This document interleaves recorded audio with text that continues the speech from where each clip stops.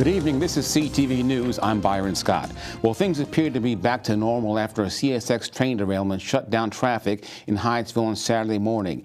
Yet a section of Route 1 near Almond Trout Way remains closed today. Crews were making repairs following the incident. 16 rail cars and 1 locomotive derailed. As a result, plastic pellets spilled from the train cars. Alternate Route 1 is closed between Hamilton Street all the way down to Charles Armentrout Drive right now while they remove the trains from the tracks and repair the roadway there. Fortunately, there were no injuries associated with the derailment. There were 16 cars that derailed and 1 locomotive, and then there were plastic pellets in the cars that did spill out into the roadway there. So CSX was on the scene. They've been on scene 24 hours since the derailment happened, removing the cars and removing the pellets.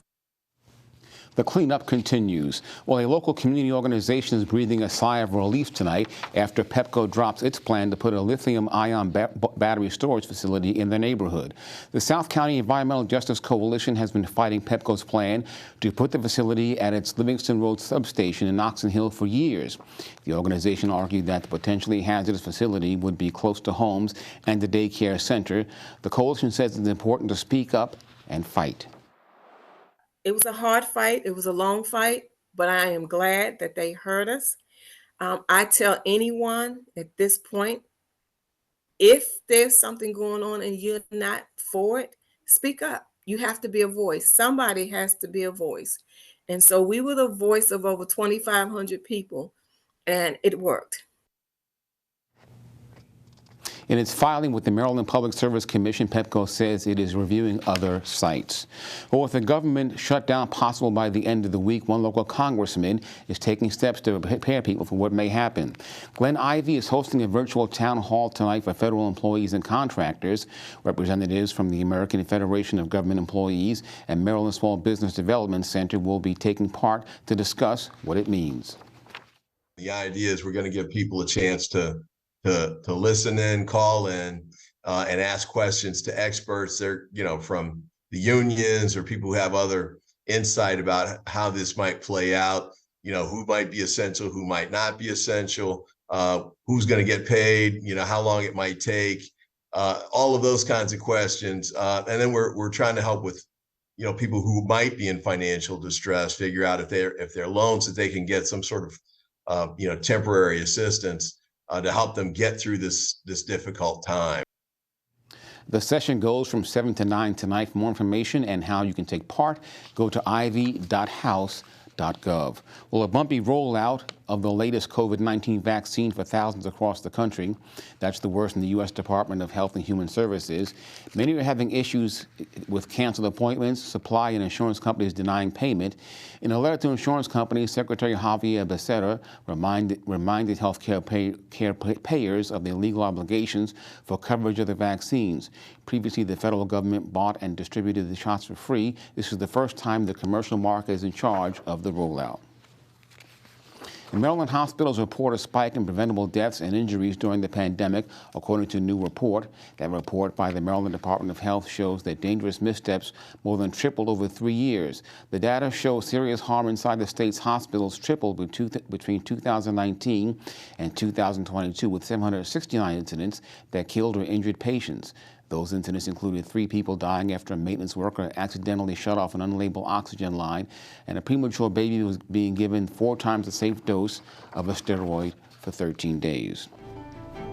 And you're watching CTV News. I'm Byron Scott. Coming up, a pig's heart is keeping a Maryland man alive. We'll have details after the break. Stay with us. Variety is the spice of life, right? It might seem like no big deal to have a drink when you're taking a new medication, or mix different drugs at once, or try a new pill from a friend. But it's a very big deal, one that could lead to overdose or even death. When it comes to alcohol and drug use, the mix is not worth the risk. Learn more at cdc.gov/stopoverdose. Welcome back. A 58-year-old patient with terminal heart disease becomes the second patient in the world to receive a successful transplant of a genetically modified pig heart.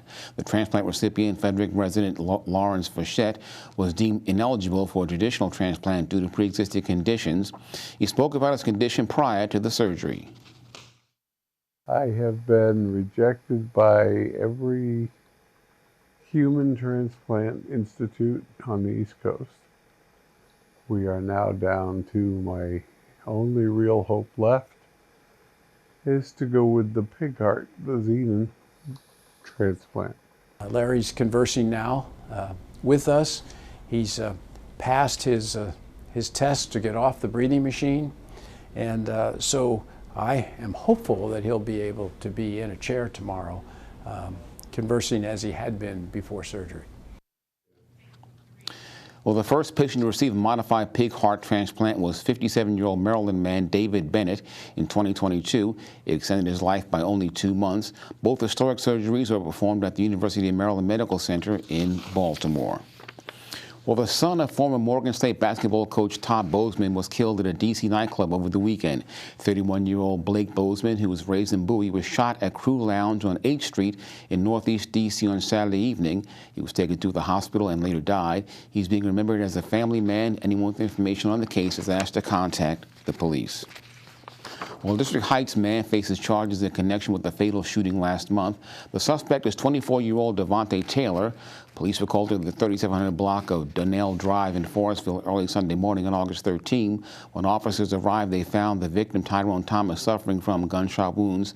Police say that Taylor knew his victim. He's been charged with murder and attempted murder.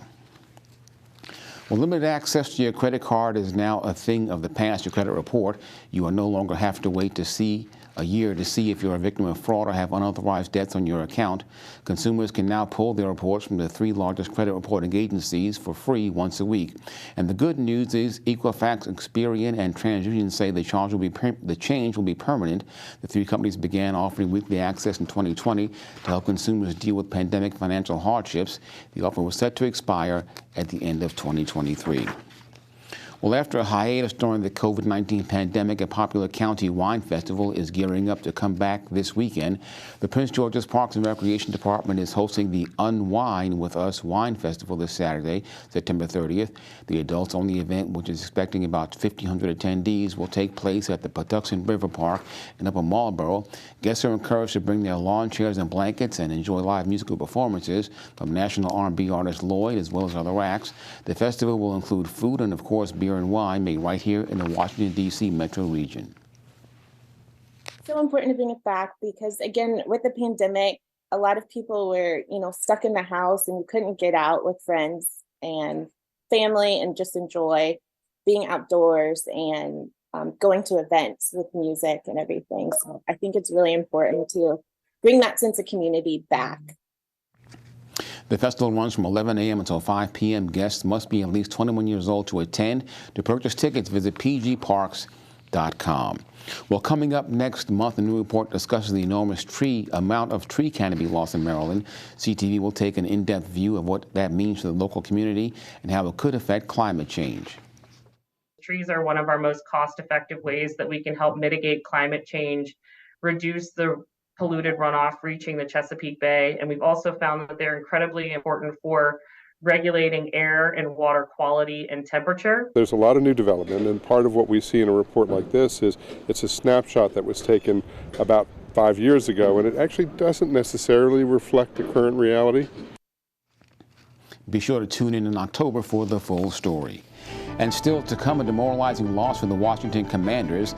The Buffalo Bills come to FedEx Field and torch the hometown team. Back in a bit. You may have heard that the American Legion helps honor our fallen heroes. Or that the American Legion helped write the GI Bill, enabling veterans to get a college education. And yeah, you've heard us tell a good story or two. But did you know that the American Legion does so much more for our veterans? From advocacy on Capitol Hill to serving others in our communities, the American Legion continues its tradition of strengthening America through service. Learn more about supporting veterans in your community by visiting legion.org. We now know the name of the man who was fatally struck in hit-and-run crash on the Beltway over the weekend. The victim has been ID'd as Stephen Thompson. State police say they are currently searching for the driver of a Mini Cooper who allegedly struck Thompson early Saturday morning. Officials say Thompson was walking on the southbound side of I-495 when the car hit him. Anyone with information on the crash is asked to contact state police. Well, Maryland's largest estuary could get a boost in status if some federal lawmakers have their way. Senator Chris Van Hollen and Representative John Sarbanes are sponsoring the Chesapeake National Recreation Area Act. The measure would allow the National Park Service to administer additional landmarks in the watershed and highlight lesser-known parts of Bay history, such as contributions of Native Americans and black watermen. The sites would be either included through donations or purchases.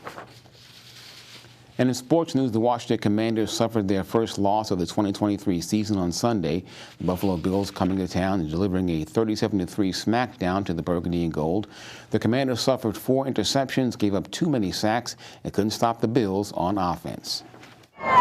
That's a very good football team. That team's been in the AFC Championship probably, 3 out of the last 4 years. So it's a pretty good defensive unit that we played against today. And, you know, when we had opportunities to make plays, you got to make plays. You got to score points. That way they can't do certain things against you and kind of dictate yourself. We didn't do that. I mean, that falls directly on us more so than anything else. They played a heck of a football game. I'm giving them all the credit in the world. But if we do some of the things that we're capable of, put some points on the board when we get a chance to, it's a different situation. Early on in this game, we were moving the ball. You know, we got in the red zone a couple times, but we just got to be able to finish those drives. But we know the caliber offense that we can be and the type of team that we can be. We just got to put it together and just try to play good football each and every week. And if you don't and you play a good team like Buffalo, credit them. They played a good game, and we played about as bad as we could play. You know, they're a championship football team. They've proven that year in, year out. Their defense is really solid. We knew going into the week they were going to make us earn it. They don't really give up a lot of big plays, so force your execution to be on point. So I got to first give them credit because they executed. They made us turn over the ball. So they put us in some tough spots, but at the same time, we got to be better staying ahead of the sticks against teams like that. And the Commanders have another big game next Sunday against the Philadelphia Eagles. Well, women continue to break barriers in the world of sports. A Division III player making history in a college football game on Saturday. Haley Van Voorhees, who plays safety for the Division III Shenandoah, became the first female non-kicker to appear in a college football game. The Virginia native has appeared in Shenandoah's home game against Juniata and made an impact. She recorded a quarterback hurry on a third down play in Shenandoah's 48-7 win over Juniata College. And turning to your weather forecast tonight, a chance of rain with lows near 59 degrees. Tuesday, possible showers, highs in the 60s. Wednesday, partly sunny with high temps around 66. And on Thursday, partly sunny with a chance of showers and highs around 70 degrees. And that is our news tonight. I'm Byron Scott. We'll see you tomorrow. Good night.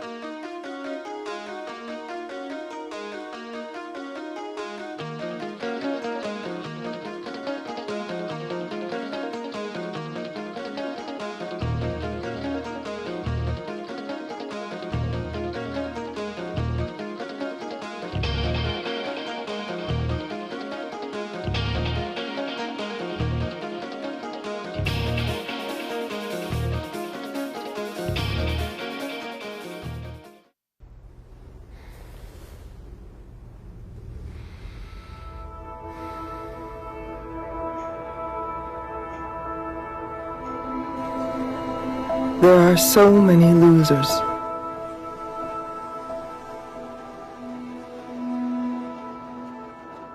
They're everywhere. Doubt.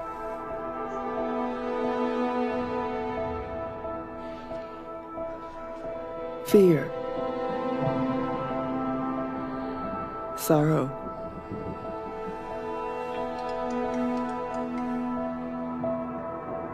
They lose.